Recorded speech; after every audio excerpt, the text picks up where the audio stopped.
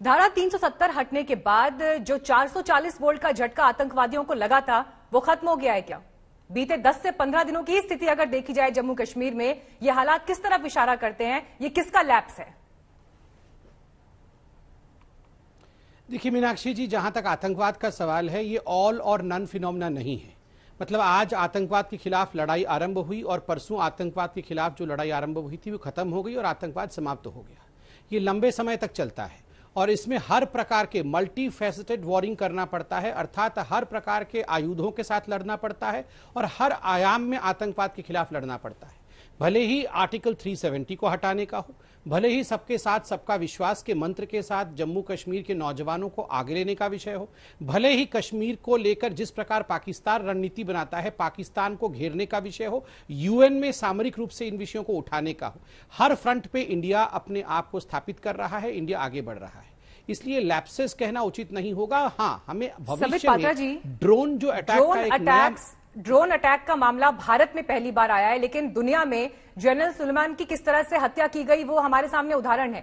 Yemen में हुती विद्रोही क्या करते हैं वो उदाहरण हमारे सामने है। हम उसके लिए तैयार क्यों नहीं थे? सवाल ये है। ड्रोन न सिर्फ हमारे एयरबेस के नजदीक आते हैं बल्कि वो यहां पर विस्फोटक गिराकर वापस चले भी जाते हैं और उसके बाद भी 2 और घटनाएं सामने आ जाती हैं। यहां पर लैप्स का जिक्र हो रहा है। नहीं, हमारी आर्मी बिल्कुल तैयार है।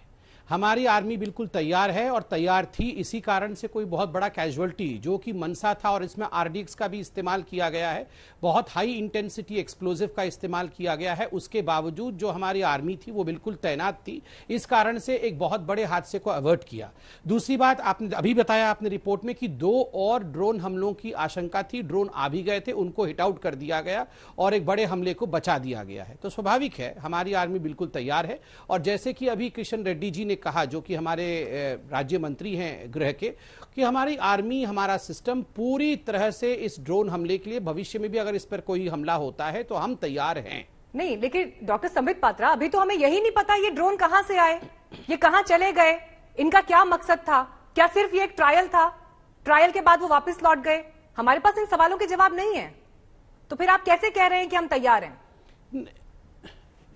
नहीं मीनाक्षी जी, आपको क्या लगता है ये सारे अगर सवालों के जवाब भी हो तो वो आज तक पे आके यहाँ दंगल में सारे जवाब दिए जाएंगे क्या?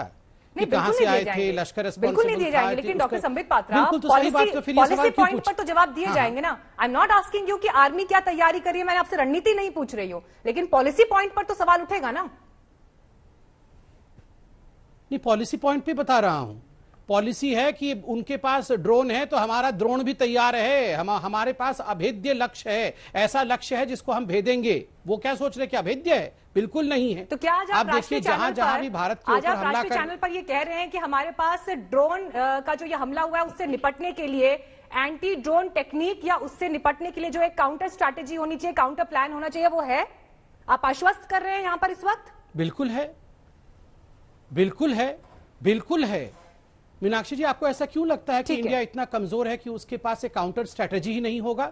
बिल्कुल इंडिया के पास काउंटर स्ट्रैटेजी है और उस स्ट्रैटेजी पे काम भी आरंभ हो गया होगा। सब कुछ टीवी डिबेट्स में डिक्लेयर नहीं किया जाता है और नहीं करना चाहिए कि भारत कल क्या करने इसलिए उठ रहे हैं संबित पात्रा जी, समझिए, सवाल इसलिए उठ रहे हैं कि ये घटना सिर्फ जम्मू एयरबेस पर खत्म नहीं हो गई। उसके बाद लगातार बीते 2 दिन में फिर से ड्रोन देखे गए हैं और हमें उसके बारे में कोई जानकारी किसी के पास नहीं है।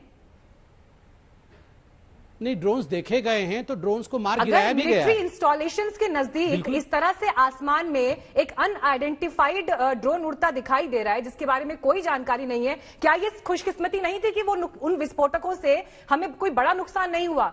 लेकिन अगर वो नुकसान हो जाता तो उसका वो किस स्तर का हो सकता है, क्या हमें इस बात का अंदाजा है?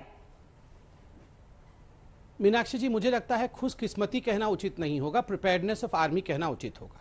आज भी अगर कालू चौक के ऊपर ड्रोन देखा गया, उसको निरस्त किया गया, उसको मार गिराया गया, तो ये खुशकिस्मती नहीं है, ये प्रिपेयर्डनेस है। कहीं ना कहीं हमारी देश की जो सुरक्षा व्यवस्था है वो प्रिपेयर्ड है और इन सारी चीजों के लिए उनके पास काउंटर स्ट्रैटेजी भी है। इसलिए ये देश में हमारे जो इस प्रकार का कुछ लोग फैलाते हैं कि हमारी देश प्रिपेयर्ड नहीं है, अब हमारा देश क्या कर लेगा, ये उचित नहीं है। बिल्कुल आप विश्वास रखिए, सरकार की पॉलिसी पर भी विश्वास रखिए और इंडियन आर्मी के शौर्य के ऊपर भी विश्वास रखिए।